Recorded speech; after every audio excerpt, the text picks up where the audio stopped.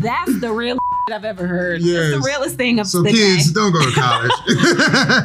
Seriously, if you're going to study theater money. or film, don't go to college. You know what I'm saying? I mean, in this economy too. Come on. Don't go get in debt.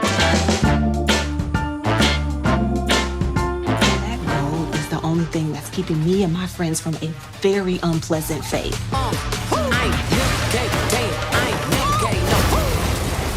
But we just survived one summer without you going full Scooby-Doo. No, I don't think so. What strikes me about this season is that DIARRA got the ending that she thought she wanted last season, but now that she's in this like happily ever after part, she's feeling a little unsatisfied. So I wonder, what's a moment in both of your lives where you got to the other side of a goal that you really wanted to achieve, but it didn't quite turn out how you expected?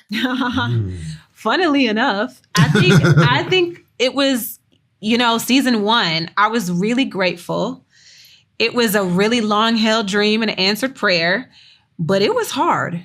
It took a lot out of me. There were some challenges that I did not expect ever in a million years for that to be the challenge. And I remember when I went back into it, there were times during the first season where I was like, oh, this is what an answered prayer feels like.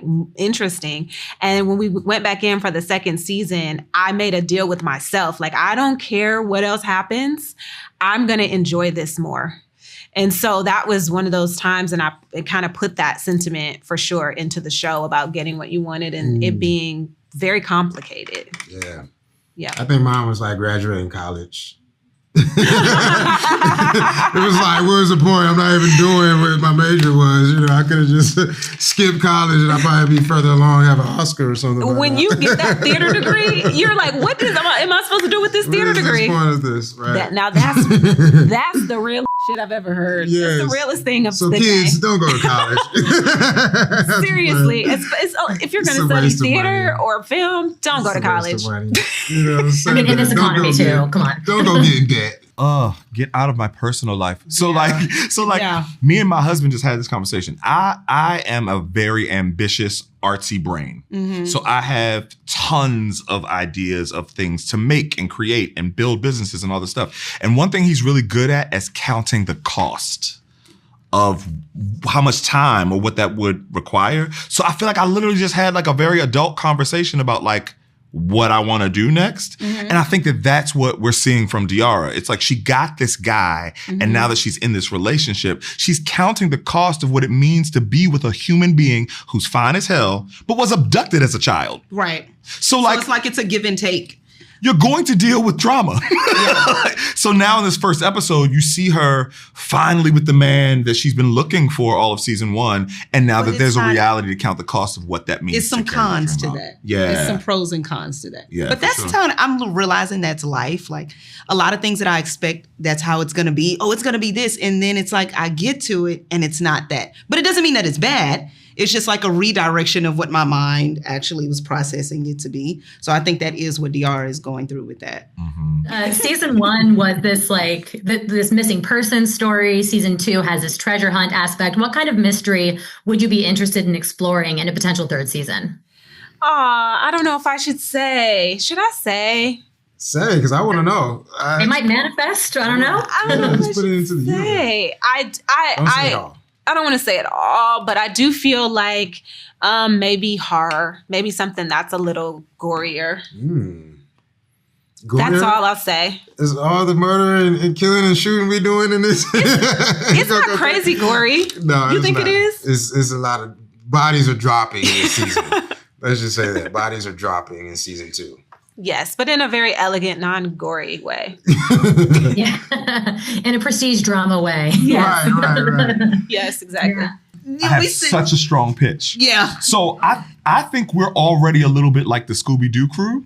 That's what they call us. That's what they call us, the Ghetto Goonies. The Ghetto Goonies. And I think because Detroit is such a character in this show, and because DIARRA tends to find real stories, I don't know if people know this, but like season 1 was loosely based on a real story about an adult who showed up into a precinct and said, remember that kid that was taken back in the day? I'm that kid. That's season 1. Season 2, I'm not going to spoil it, but it's rooted and it's based on some real things. For season 3, I would go straight Scooby-Doo. I would find the most crazy horror story in Detroit lore. Yeah. and I would have them really travel against this like almost horror backdrop to only find out what the truth is behind it, which is very Scooby-Doo. Yeah, but it'd be that horror behind it. I actually like that. I would make it dangerous and dark and edgy and funny as hell, and then unravel and unpack what's behind the horror story. Yeah. She did say that she would like to do something like that, like a fall season.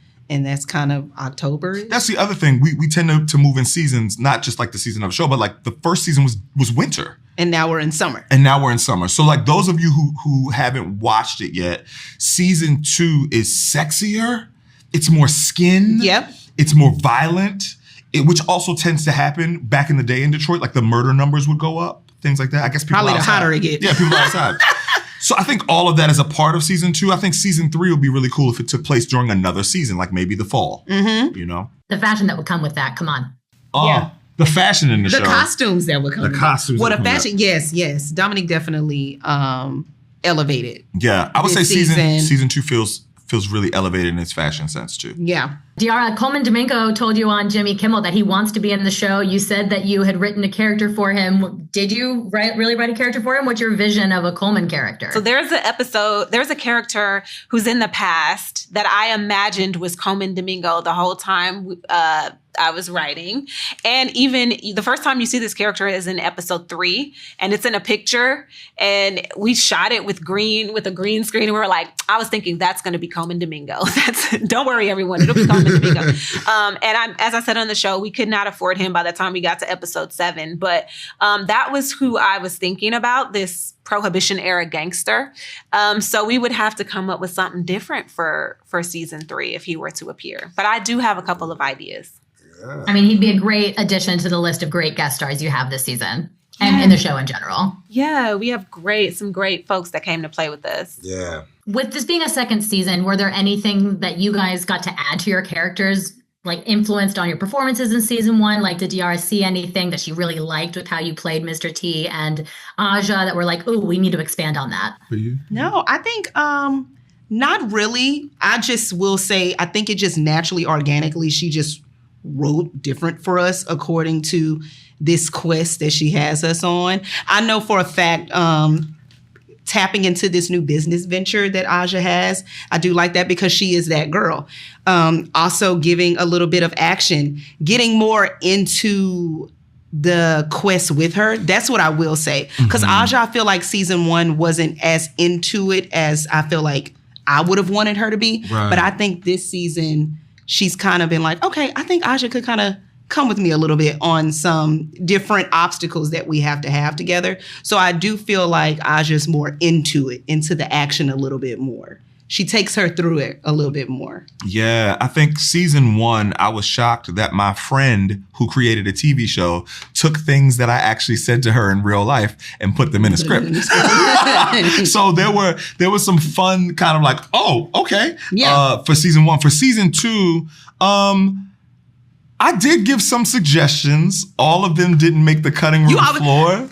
Brian always give the suggestions. I have a lot. I'll be trying, but it don't really work. It works. You know what it is? I think DIARRA has such a clear vision of not only the story that she wants to tell, but how these characters ground the world and their relationships, but also push the story forward in our involvement in the plot. And so I think for both of us, there's way more action. Like season 2 is Indiana Jones adventure, it's treasure hunt. Season 1 was like missing persons, like, you know, it's an expanded world in season 2. And I do think she's really open to hearing what we think.